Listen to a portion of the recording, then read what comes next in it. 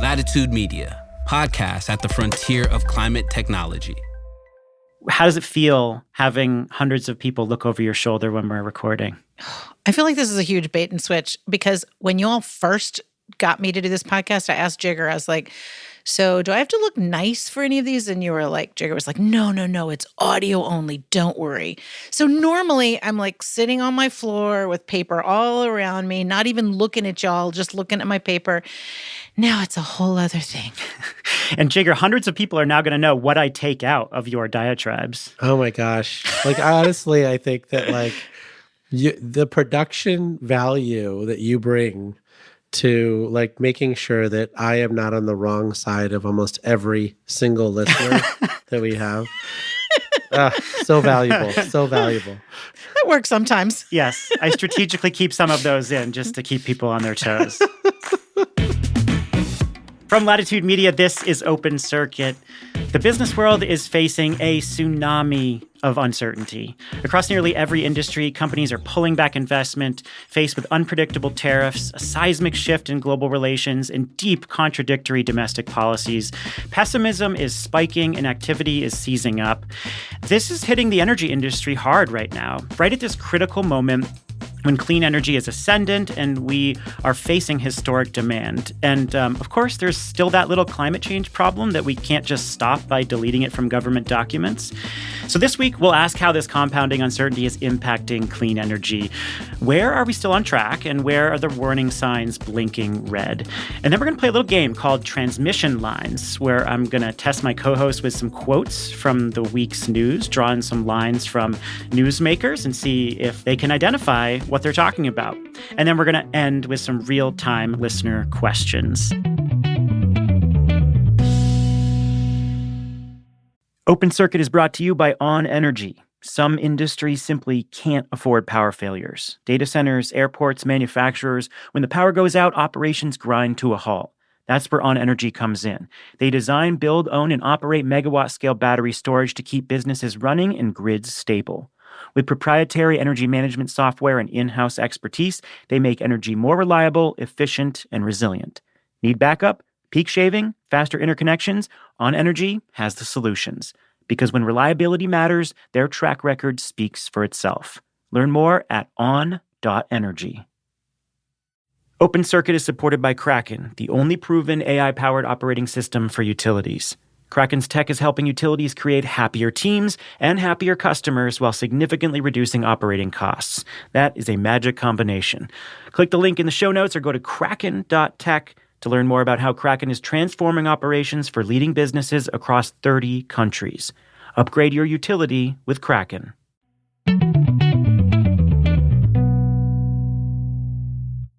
Catherine Hamilton and Jigger Shah are my regular co-hosts. Catherine is the co-founder and chair of 38 North Solutions. How are you? I'm doing great. Thank you. It's an honor to be here. And it's so exciting that so many folks wanted to watch the sausage being made. Jigger Shah is a clean energy investor and former director of the DOE's Loan Programs Office. Hello, Jigger. Hello. So normally when we record, it's just the three of us. But today, in the background, lurking are hundreds of listeners watching us over Zoom. So welcome to you all. And later in the show, we're going to take some of your questions. You know, most of the time when we're planning for this show, we're thinking about a specific event or news item to discuss. But right now, there are just so many compounding stories that are impacting energy. I wanted to take a step back and talk about the uncertainty itself, which is causing paralysis in every corner of the business world.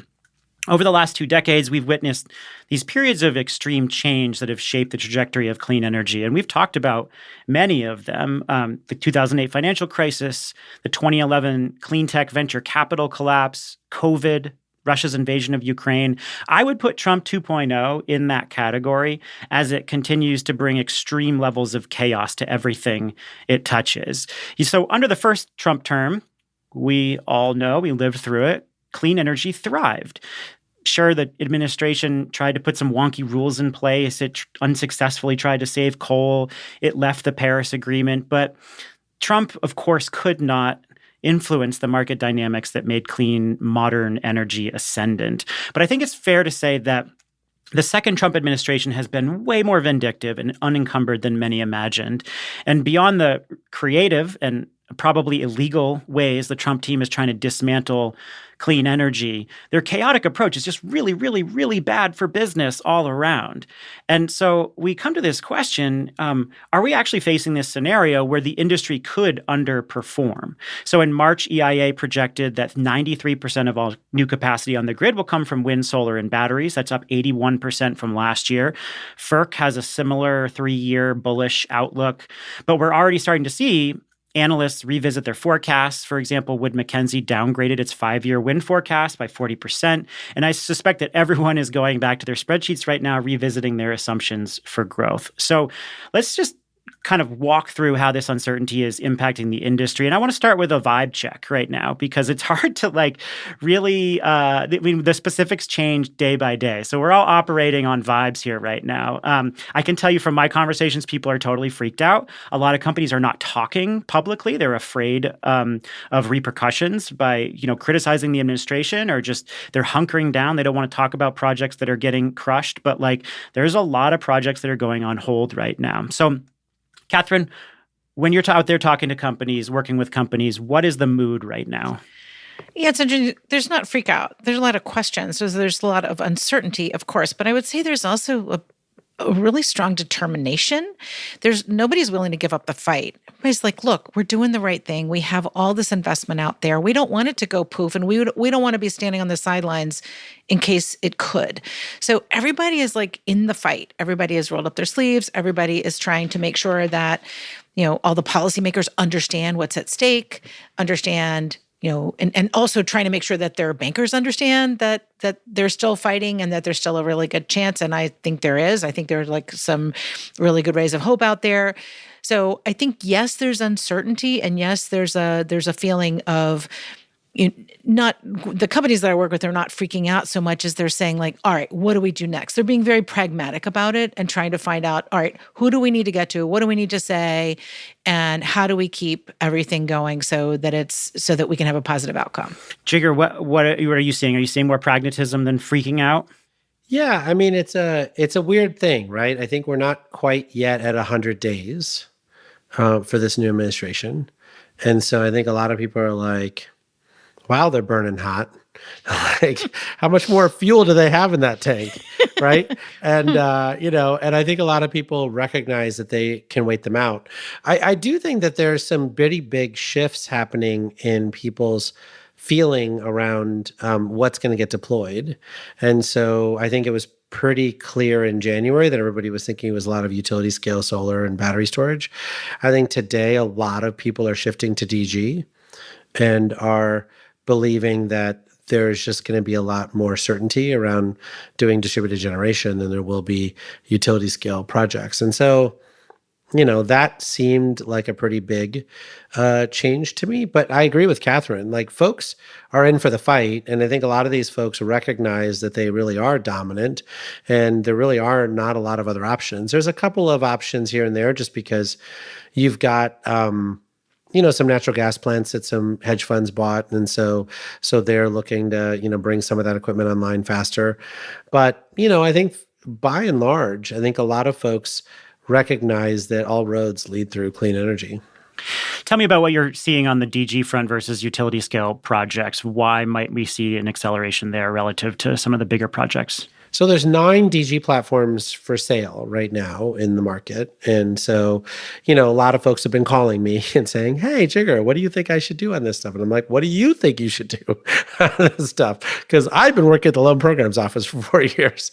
And people feel very confident that they can make the numbers work on rooftop solar because the price to beat is the tariff from the utility, right? And so even if you get rid of net metering, right, a lot of commercial customers are using the power during the day, so they're not really sending power back into the grid, and they can put in batteries, right, to prevent any power from going into the grid, and use those batteries to offset their demand charges. And so the volatility isn't affecting utility rate tariffs.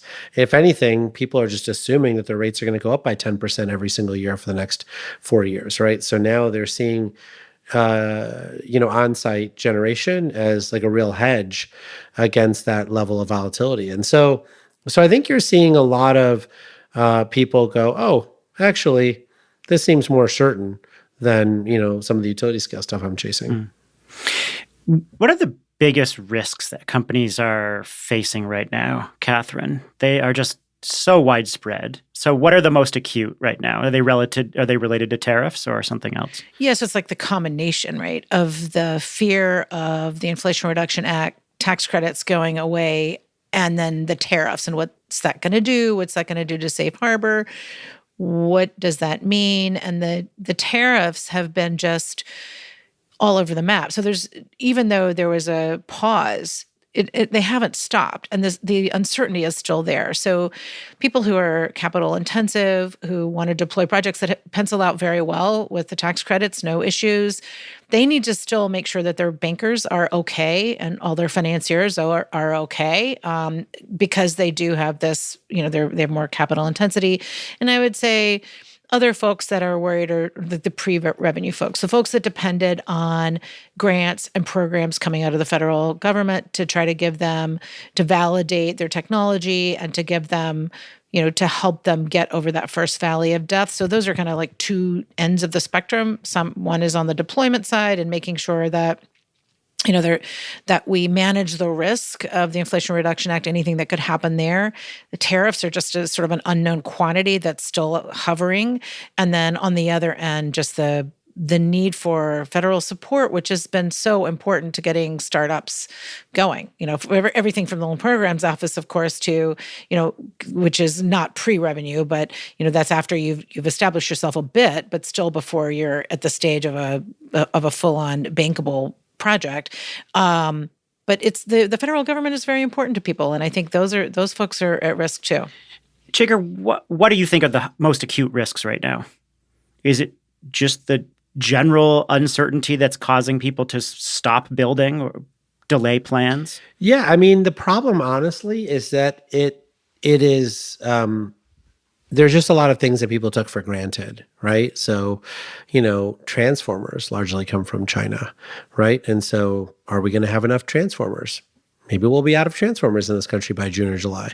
And then what happens if a hurricane strikes or you have another natural disaster and a lot of transformers have to be fixed or replaced or repaired, right? I mean, where are you going to get all those spare parts? And how do you take the limited number of transformers that we have and figure out where they should go for the best and highest value, right? I just think that in general, there's an entire bill of materials for a project and people are focused on the cells or the panels or whatever, but lots of those pieces are actually on the tariff list, right? And so people are like, well, yes, maybe it's only 1% of my cost, but if it's got 145% tariff on it, then that is another piece of it, right? And so I think there's actually just a lot of uncertainty where people are like, how does this work? And so now that we've paused the tariffs, does that mean that the things I was going to get from China are going to go to Vietnam and they're going to add a screw to it. And then they're just going to ship it from Vietnam and it'll say originated from Vietnam. And then that only has a 10% tariff on it. I just think there's a lot of questions that people have and they don't have ready answers because frankly, I would say, when you listen to Owen Cass, who's the MAGA, economist whisperer on tariffs. Orrin Cass, yeah. Orrin Cass. He's I'm dumbfounded. This is not what I wrote. They're not implementing my plan correctly. And so I think even the people that you would say, oh yeah, here's the plan, here's how it's going to go. Don't worry, by July, you're going to be able to do this thing. They can't tell you what is going to happen, right? And so I think there's a lot of folks saying, should I move forward with the timeline that I have in front of me now? Or should I pause 3 months? Am I going to have more certainty in 3 months? And what's going to cause that certainty? For instance, the president's approval ratings are down to 40%. And so when you're down that low, that means a lot of people who voted for you don't approve of what you're doing, right? Does that mean House members and Senate members become more bullish around standing up to the president and saying, these projects really matter in my districts? Maybe. It hasn't happened in the first 90 days, but maybe it'll happen now, right? So I just think there's a lot of wait and see, sort of, is this going to get better that's going on right now? Do you guys have any thoughts on what you think the sectors and technologies are that they'll be best poised to ascend under a Trump presidency? Yeah, I mean, there's this whole National Council on Energy Dominance, right? That Doug Burgum, who's also the Secretary of Interior, he and Stephen Miller who does a lot of things for the president, but the two of them kind of run this. And, they've said we're not going to focus on wind and solar at all, but we are going to focus on geothermal, which is the first one listed, hydrogen, hydropower, innovation. I mean, there are a lot of sectors, and nuclear power. I think there are a lot of sectors that could come up, and innovation is pretty broad. So I think while, they've definitely been being negative about wind and solar are cost effective and they're being deployed now. So I feel like as long as we don't get rid of the tax credits, we're going to be in good shape there. And if they want to fund projects and try to get a lot of these other sectors, get them up and going, I'm in for that. If it's geothermal and hydro, those are things we work on, and I think that would be good.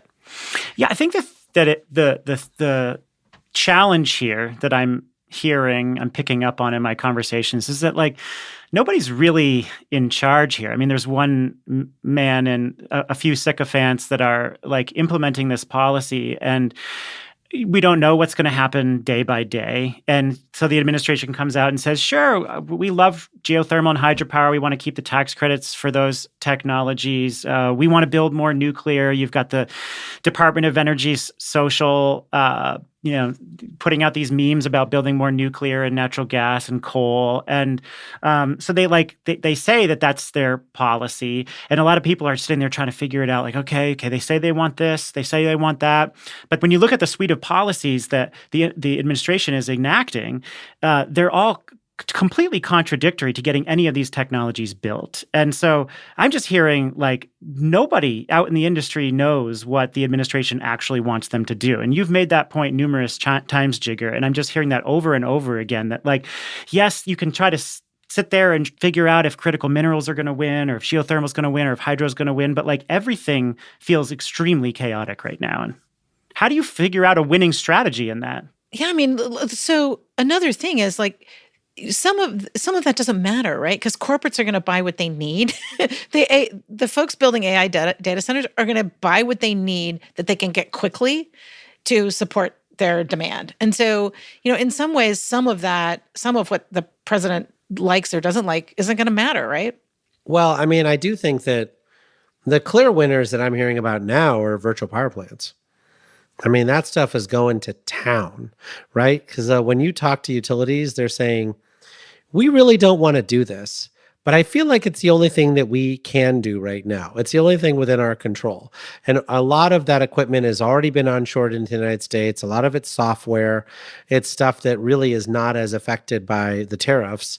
And you saw Base Power get a $200 million, raise last week, right, down in Texas. And so, what's weird is, they're sort of just forced into the arms of grid enhancing technologies, right? Software solutions, all these other things.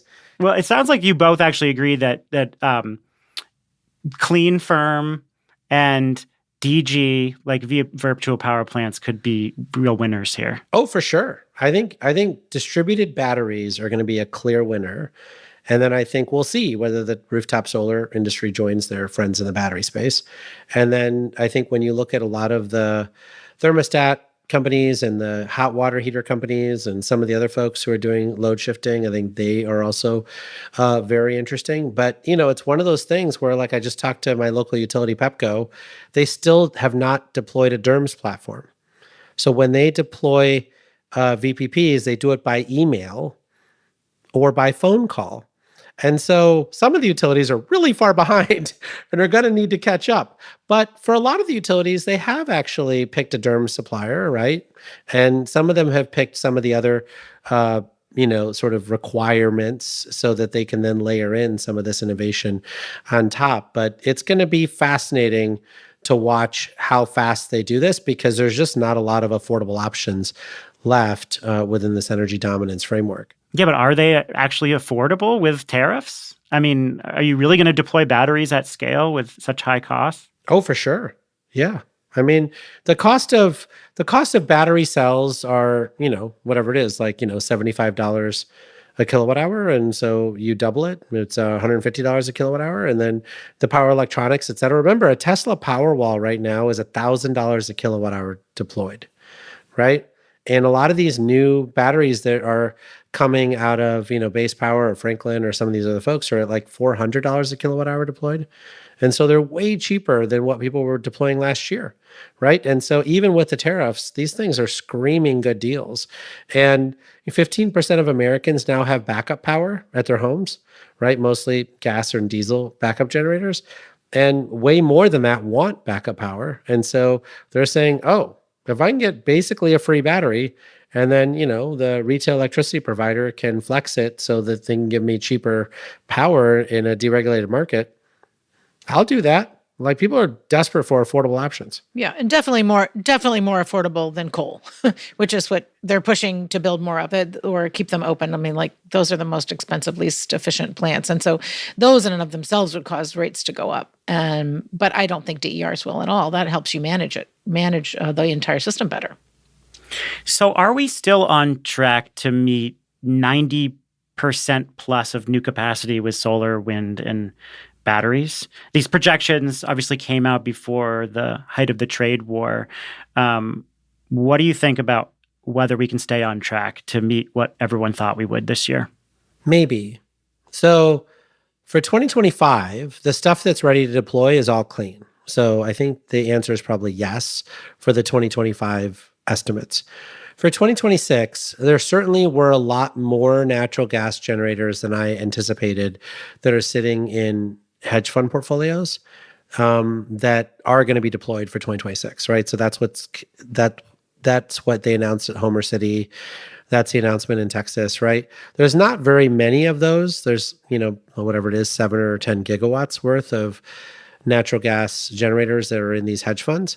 But there are some. And so those will start construction this year and they'll be on board next year. So I think there will be a spike in natural gas deployment in 2026. But that, would reduce clean energy deployment from 91% to like 81%. It's not going to reduce it to 10%. So, I think this year will be, the vast majority will still be clean, upwards of 91% or so. But next year there'll be, a spike of natural gas deployments.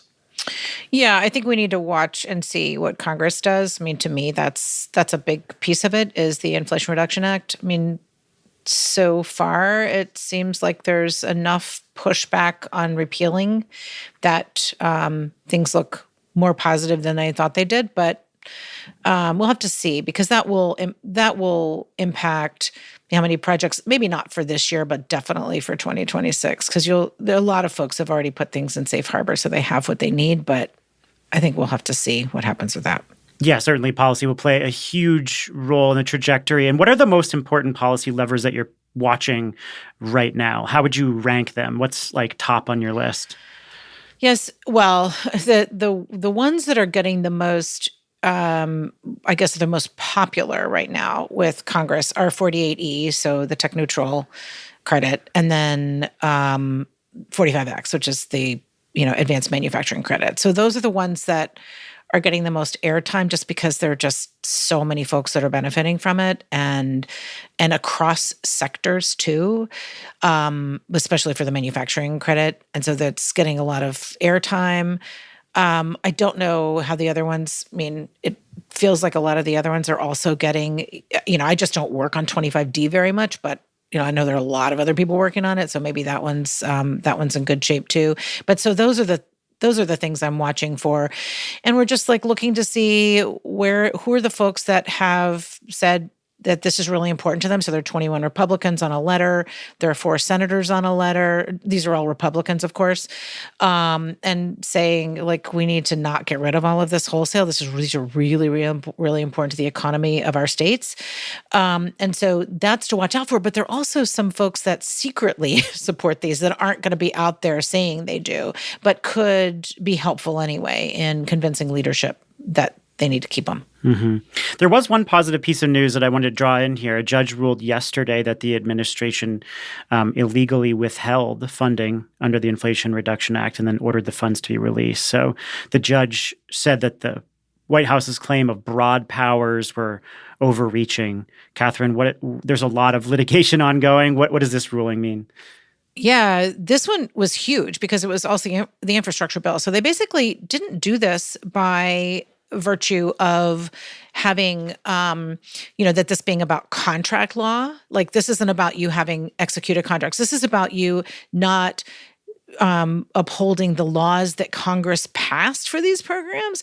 So it was pretty interesting. It's like Congress is not doing that job, but the court did that. And it was a Trump-appointed judge that made that ruling last night. So we'll see what ends up happening. I'm sure it will be appealed, but by the Trump administration. But we'll see. I mean, Congress did pass these laws, and these funds are obligated the way they should be, and they should be continued to be impacted. Now, any new administration that comes in can absolutely change policy, can decide to focus on different areas, but they have to then, that's forward thinking, not backwards looking, right? So that's part of the issue is like, the Trump administration should have permission to do what they want to going forward because that was the result of the election. But going back and trying to claw back laws that Congress already passed is problematic. That's what that judge said.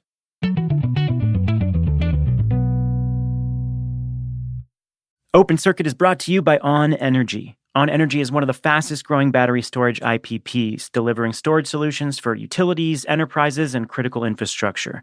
With 300 megawatt hours deployed across 65 projects, their proprietary battery solutions are helping bridge the gap to a future where energy is abundant, clean, and resilient. With a vertically integrated approach covering design, financing, software, and operations, On Energy seeks to make storage simple. Building on this expertise, On Energy is now expanding its focus on the data center market. As energy demands grow in an AI-driven world, On Energy is redefining energy infrastructure because downtime just isn't an option.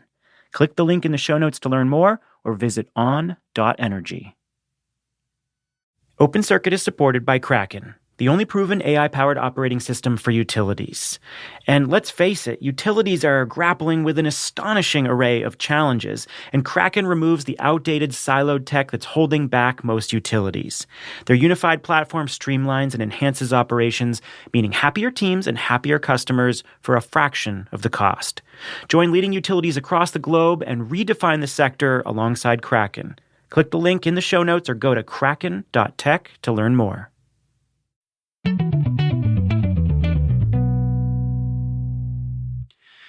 I want to turn now to a game.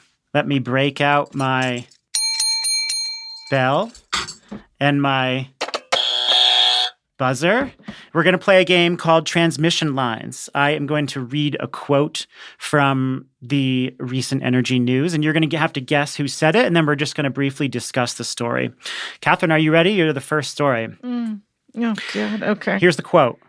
This is going up against the entirety of our constitutional history and the ability of states to make responsible public policies. We are not going to capitulate. That was Philip J. Weiser, the Democratic Attorney General of Colorado, speaking about what? Yeah, this is about the executive order that basically wants to roll back state initiatives on climate. Oh, I got it? Okay. Correct. Yeah, do you want to explain what it is?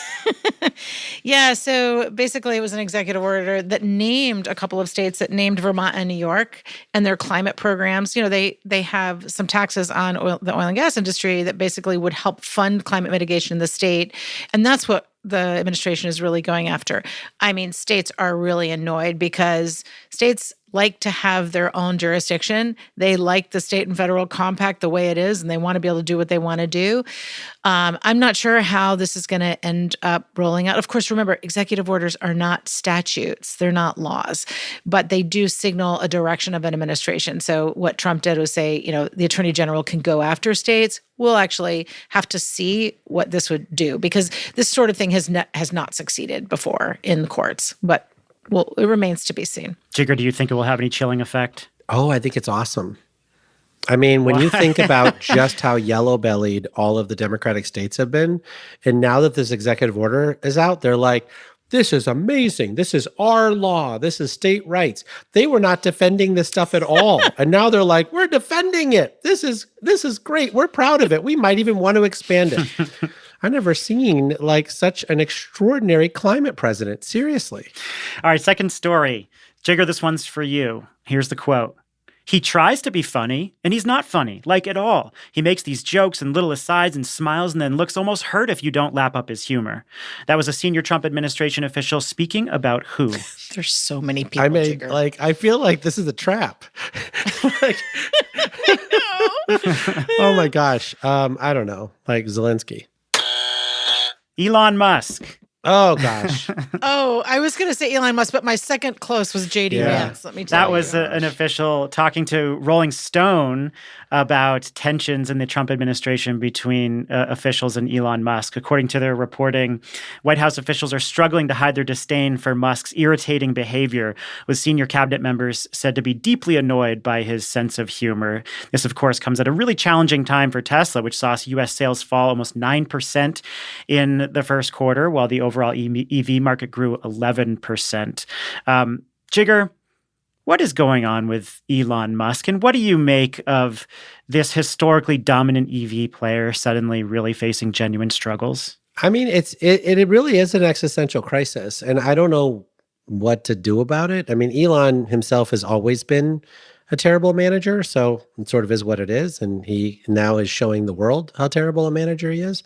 But worse than that, Tesla is in second place on almost every single metric, right? So if you were to think about self-driving cars, Waymo is much better than Tesla's robotaxi, right? If you were to think about the quality of the workmanship of a Tesla car versus the other EVs available today, they're much better than the quality of a Tesla car, right? The software is extraordinary in a Tesla. I just drove one across New Mexico for spring break. And I mean, the self-driving car really self-drove us to every single national park. It was amazing, right? But the car itself had all this indoor noise because like the window was off by a millimeter. And so like when you're going 75 miles an hour, it was loud in there. I just think that we're in this weird spot where being in the lead is not enough, right? You now have all these other companies who've come in behind them with quality offerings, and they have the not Mustang Mach-E I is know. like the best-selling one. I see them everywhere now. The Hyundai, Ioniqs are everywhere, right? I just think that the F-150 Lightning, I just think we're in this place right now where the competition is so brutal, and he's bet the entire company on like their robotaxi strategy or their robot strategy and not figuring out how to make the very best quality cars. And, that's catching up with him. Mm-hmm.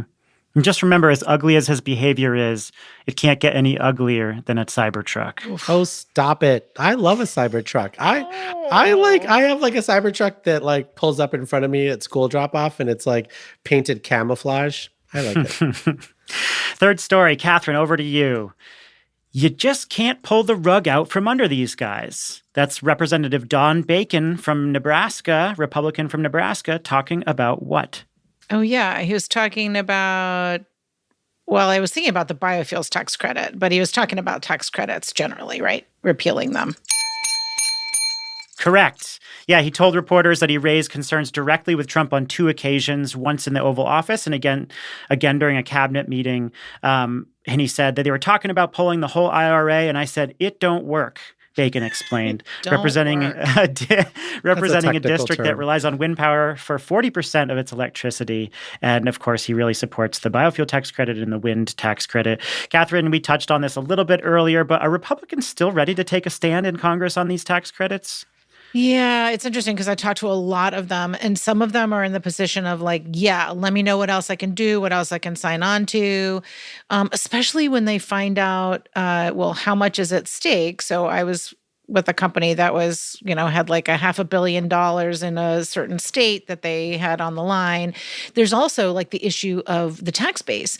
So like a lot of these projects provide schools and community centers and police stations with all the, the tax base to keep going. And this is going to be really hurtful.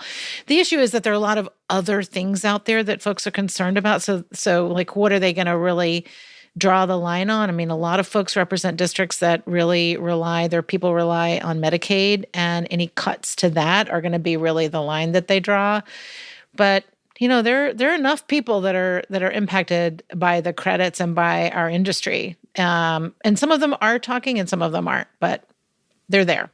Jigger, here's a quote from Tyson Slocum, director of the energy program at Public Citizen. That means electricity is going to get expensive to bail out what's probably, at this point, one of the most expensive forms of energy out there. What was he referring to? Trump's coal policy. Yep. Yay. Correct. Good job, That's Jigger. right. Wow, I got one right. I am not good at this game. The policy is the Strengthening the Reliability and Security of the United States Electric Grid Executive Order, which could radically reshape the way the U.S. regulates power plants. The order gives Chris Wright, Energy Secretary, the unprecedented authority to keep unprofitable coal plants open indefinitely. And it tasks DOE with creating a uniform methodology for analyzing current and anticipated reserve margins for all transmission grids and then identifying regions where margins are or could be below acceptable thresholds. And as Slocum put it, it's a unilateral arbitrary standard that would override the established reliability systems. Jigger, what are the practical effects of this order on electricity markets? This is something that was attempted in the first Trump administration, by the way.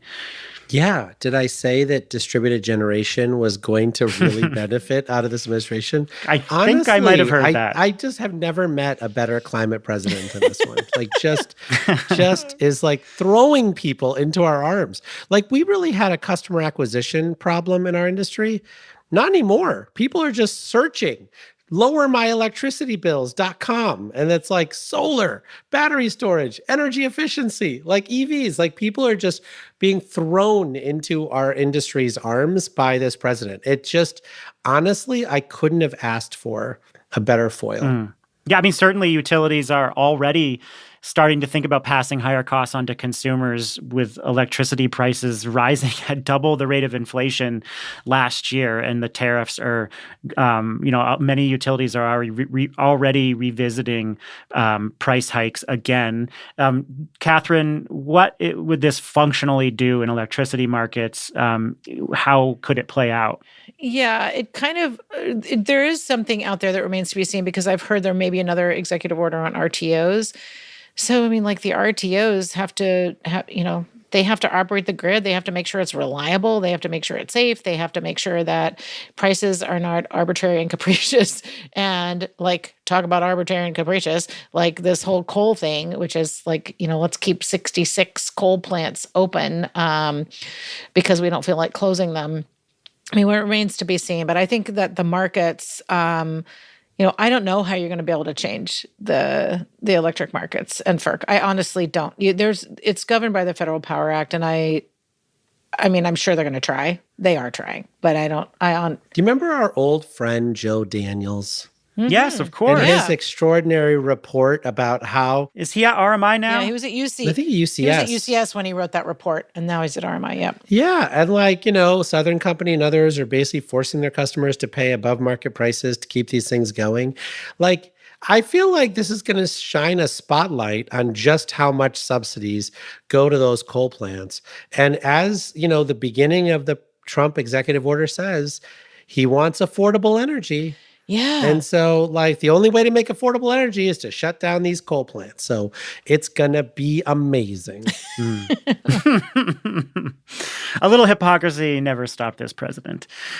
Catherine, here's a quote from Gil Loria, an analyst at D.A. Davidson, who says, Stargate was already unlikely to get to that scale even before these things happen. Given the shock to the economy that these tariffs represent, it is highly unlikely that such a risky endeavor will be able to raise anywhere near that number in terms of debt financing. What do you think he's referring to? Yeah, they're talking about data centers and how many they'll be able to build. That's right. We'll see. Yeah. Certainly tariffs could derail the tech industry's tens of billions of dollars in spending on artificial intelligence infrastructure. Microsoft has already pulled back on data center projects around the world, halting talks or delaying developments in Indonesia, the UK, Australia, Illinois, North Dakota, and Wisconsin. TD Cowen analysts wrote that Microsoft has abandoned projects that would have amounted to about 2 gigawatts of capacity due to data center oversupply relative to its current demand forecast, and tariffs are just really causing havoc as well. Do you think we are seeing the data center infrastructure bubble deflate a little bit here? Well, it remains to be seen, like how many they actually end up building. And then once they build them, how, what they power them with. the power them with, I think the answer is clean energy.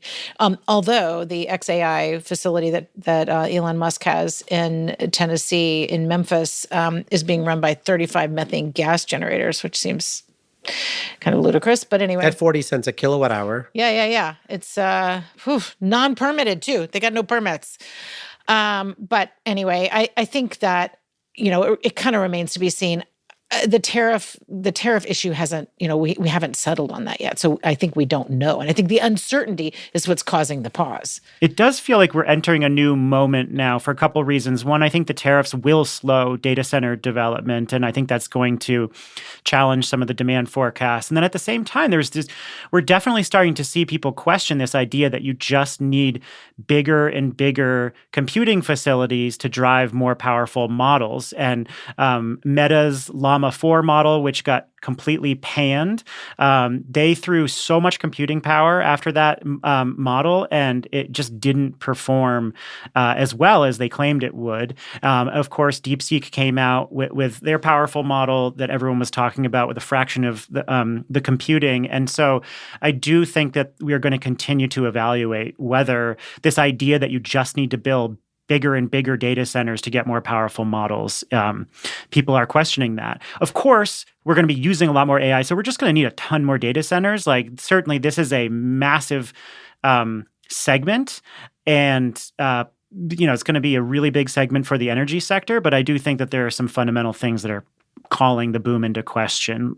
Jigger, any thoughts on whether we're seeing a deflation of the bubble a little bit? No, I think this deflation was already predicted, right? So I think we all agreed that all of the craziness around 60,000, 80,000 megawatts of new load was always wrong. And we were talking about 25,000 megawatts by 2030, and I'm sticking to that number. I think I've been saying it since 2022, and I think we're on track for that. One thing that I think you said and Catherine said, which I think is true, is that we might be going away from 1,000 megawatt data centers to edge data centers that are ganged together to provide the same service. So I have a couple of friends that I've talked to recently who are rolling out hundreds of 100 kilowatt data centers with 100 kilowatt batteries tied to them, right, to take advantage of Tyler Norris's paper and do the demand response right there. And they're suggesting that it's only about 10% more expensive than the central data centers, but so much easier to permit and easier to integrate into different circuits in the grid. And so I do think you're going to see a lot more innovation in that area, but the amount of money that's being spent on, fiber and putting cables into New York City. I mean, it looks like Columbus, Ohio, by the end of the decade will have a greater load than all of New York City. Ooh, and they've got some reliability issues there too. They do. So I wouldn't say that the bubble's deflating. I do think that the hype cycle and all of the extraordinarily large numbers were always wrong. And I think Microsoft isn't pulling back at all. I think they always expected to have 30 potential sites, and now they've just said these 15 are not going to happen, and these 15 are the ones that we're concentrating on. I don't think that they've pulled back, even though that's probably the narrative that they want to put out there. I think they were always planning on picking winners and losers, between all the phase one projects. Yeah, and they did say that they're still committed to the $80 billion in infrastructure investments that they're making this year. I do agree. It's very challenging to plan in this environment, and probably some of those were already questions. Certainly, I think this market is going to be extremely hot, but definitely some revisiting of assumptions about where demand is headed. Last story. Jigger, this is for you. This is from Edward Lees, the co-manager of the co-manager of BNP Paribas Energy Transition Fund. Quote, "There are a number of things that got listed that shouldn't have been. Is their technology good enough?" That was Edward issuing a warning for investors who are considering what approach. ESG? That was him talking about a wave of take-private deals. I mean, I have no idea what is going on. I feel like that was my that was quote a hard about. one. I think that was my quote about SPACs. Private funds and lenders are increasingly they see publicly traded renewable energy and clean technology companies as prime targets for acquisition and delisting. And Bloomberg had a great story on this. We're already seeing the trend accelerate. There have been a bunch of take private deals, including Brookfield Asset Management's acquisition of French developer Neon. Sorry if I pronounced that wrong. Jigger, what do you think about these take private deals? Is this a big trend that you're going to see given the turmoil in the public markets? I honestly don't think about it at all. Why not? Like because I think that in general, there is this mistaken notion that in the clean tech sector, that the performance of, these sort of publicly traded companies or the ones being taken private or whatever else actually matters. And it just doesn't matter at all. The vast majority of the companies in our sector are small companies that are running in people's neighborhoods, in people's cities, in people's towns, right? And I just think in general, like the fact that this company stock price is down or this company got taken private or whatever doesn't actually reflect where most of the work occurs, which is in thousands of companies and people's communities around the country. It's sort of like me saying, what do you think about this propane stock going down? I don't think about it at all. There's a bunch of local propane companies that serve people propane, right? I just think in general, people make way too much of these big guys when, it's actually the workhorses of our industry at the local level that, I'm the most proud of. All right, let's turn to the 10 minutes or so we have left to some listener questions. We have a bunch of them in here, so let me work through.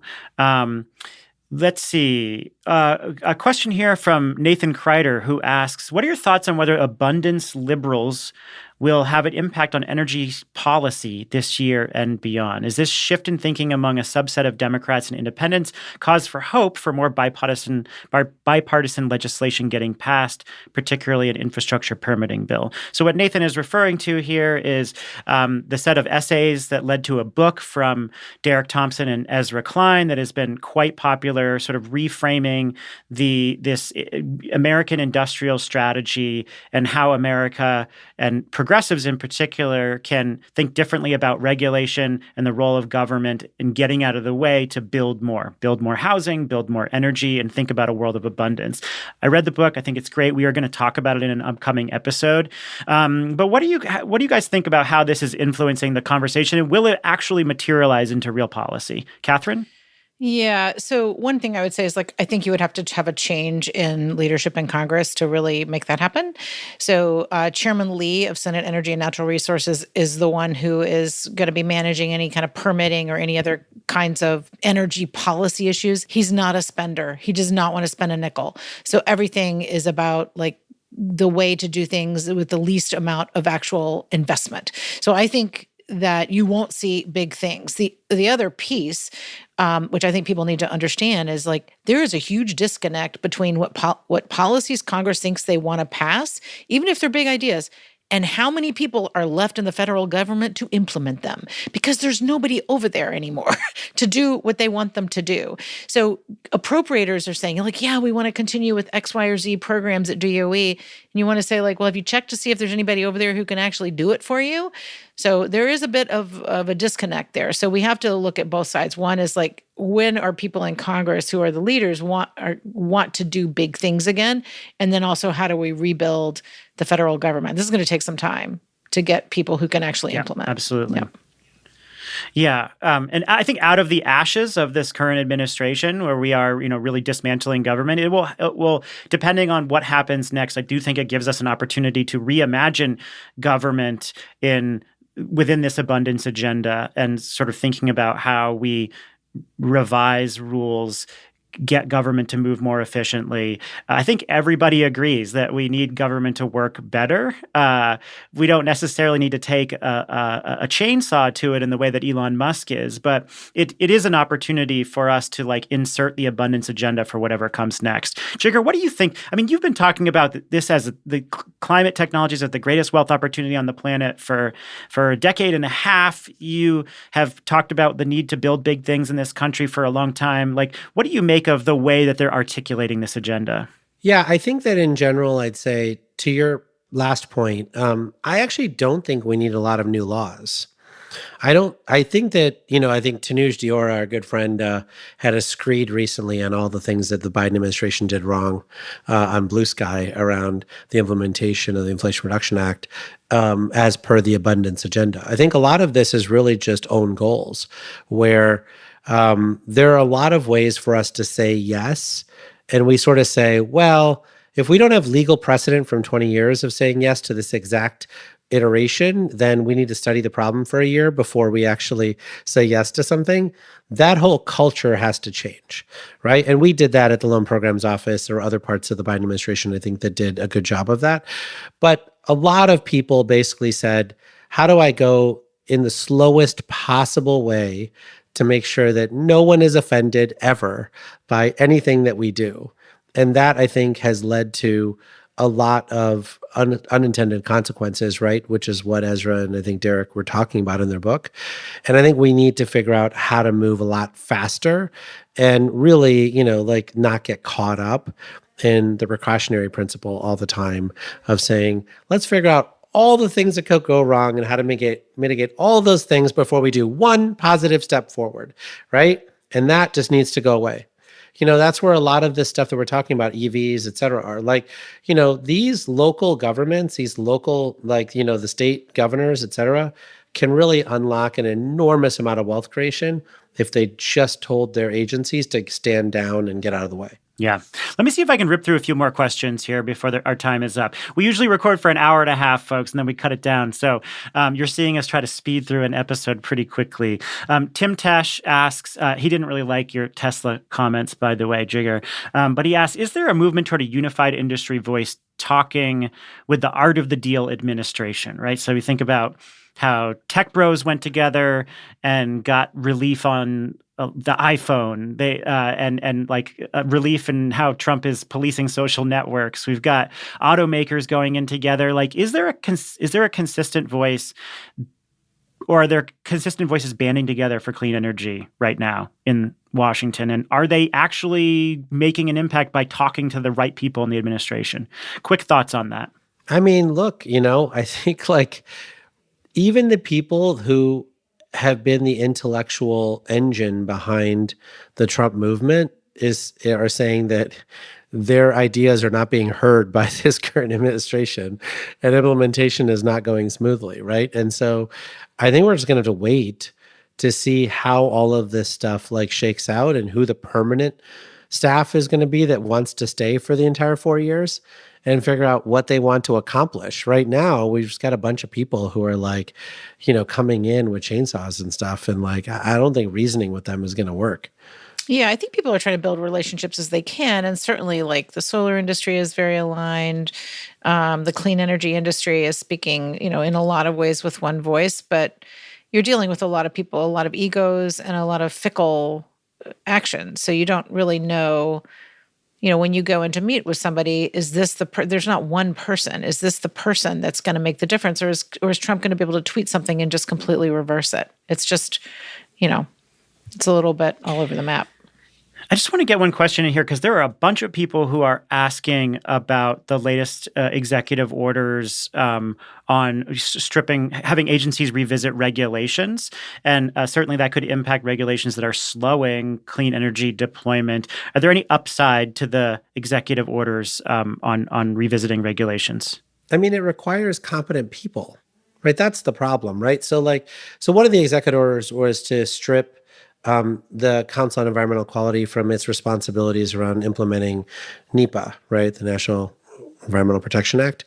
And that doesn't really mean anything, right? So fine, they stripped their requirement, but each agency actually has a body of work with a bunch of legal case law behind it around how they implement NEPA. So DOE hasn't made a single change to NEPA since that executive order passed, right? So now the question becomes, who's in charge of setting up the process of streamlining DOE's, approach to NEPA?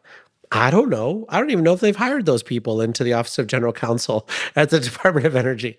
And so my problem with all this stuff is I think that there are some industries that actually have a checklist, right? I think Breakthrough Institute has done some checklists around how to make, nuclear permitting more streamlined. I think some of the geothermal folks have talked about it, and I think Biden administration actually implemented a lot of those already.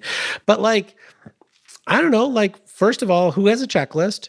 And then when you have the checklist, who's in charge within the White House of actually making sure that that checklist gets fully implemented? I don't know the answer to that. Yeah, and I would just say, there are going to be a lot of there may be legal scrutiny from the Attorney General's office. We've seen they've been a little bit clunky about how they've been using their authority, but they could raise major questions, doctrines around a bunch of things. Like say if you care about FERC Order 2222. I just don't, this is going to cut both ways. So I honestly don't think they'll be able to do that much damage with that.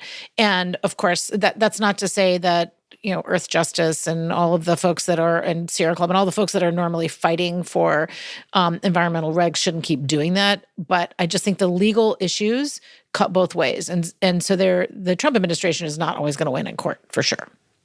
I have to pull in one more question. This is a good one. This one comes from Nicholas Burkhead, who says, I'm a young professional who was laid off due to a canceled federal grant by this administration.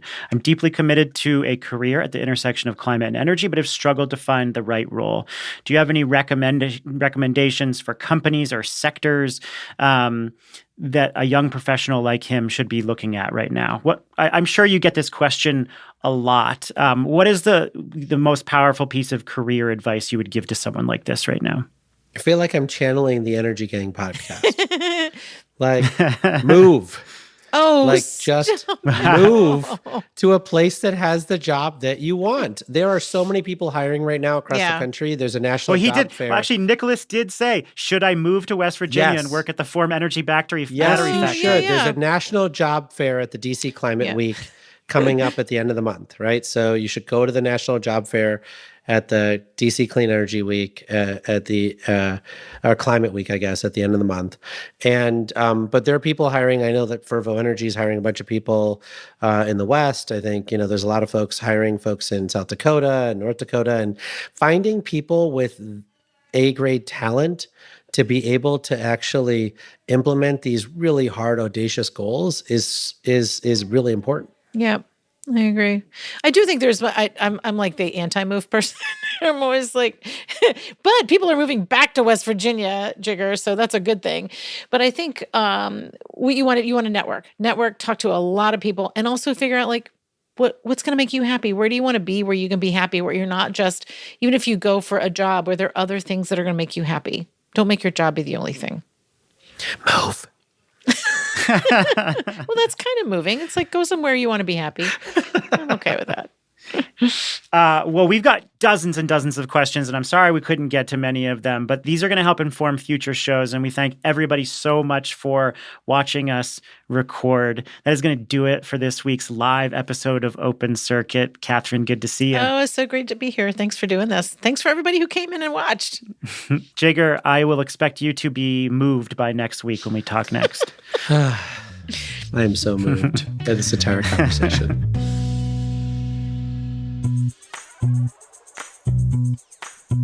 Open Circuit is produced by Latitude Media. The show is edited and produced by me, Stephen Lacey, and Sean Marquand is our technical director. Ann Bailey is our senior podcast editor. Latitude Media is supported by Prelude Ventures. Prelude backs visionaries accelerating climate innovation that will reshape the global economy for the betterment of people and planet. Learn more at preludeventures.com. And of course, for more in-depth reporting on the topics that we cover on this show, sign up for Latitude Media's newsletters. Just go to Latitude Media and hit subscribe. And we thank you so much for being here. We'll see you next week. Bye, everyone.